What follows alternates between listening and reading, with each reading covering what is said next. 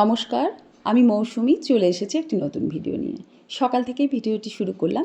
একদম সকালবেলায় চা খাওয়া থেকে আজকে ভিডিওটি শুরু করছি। চা খাওয়ার পরেই আমার কিন্তু থাকে রান্না বান্না।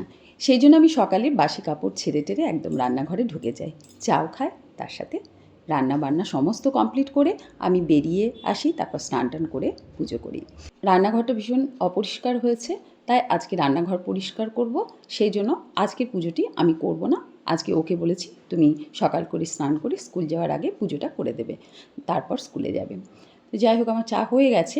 এখন নিরূপা আর আমি দুজনে চা খাবো। আমি আমার চায়ে চিনি দিই না, আমি চিনি ছাড়া চা খাই। আর নিরূপা একটু বেশিই চিনি খায়, তাই নিরূপাকে চিনি দিলাম। চলুন এবার নিরূপাতে আমাদের গল্প করি। মেয়েদের তো গল্পের শেষ থাকে না।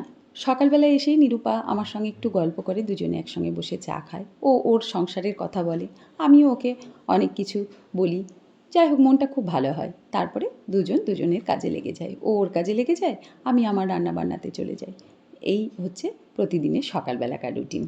মনের মতো সঙ্গী পেলে গল্প করতে ভালোবাসে। নিরূপা আমাকে খুব ভালোবাসে, খুব রেসপেক্ট করে, যার জন্য আমিও নিরূপাকে খুব ভালোবাসি, স্নেহ করি। ভালো লাগে বেশ।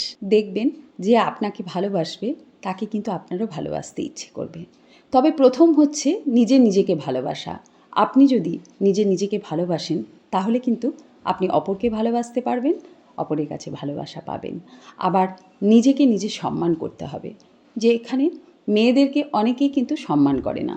তাতে কি হয়েছে? আমি আমাকে সম্মান করি, আমি আমাকে ভালোবাসি, আমার সব কিছু ভালো, এইটা ভেবে কিন্তু ভালো থাকতে হবে। আমরা যারা গৃহবধূ তারা তো বাড়িতেই বেশিরভাগ সময় কাটায়। অনেকটা টাইম আমরা একাও কাটাই, কারণ সবাই কাজে বেরিয়ে যায় বাড়ির বাইরে। হয়তো আমাদেরকে সারাদিন একাই থাকতে হয়। এই একা থাকতে হয় বলে কিন্তু একাকিত্বে ভুগলে হবে না, তাহলে কিন্তু আপনি অসুস্থ হয়ে পড়বেন। আপনাকে নিজেকে ভালোবাসতে হবে, নিজেকে সময় দিতে হবে, টুকিটাকি কাজে আপনাকে ইনভলভ থাকতে হবে, তবে কিন্তু আপনি ভালো থাকবেন।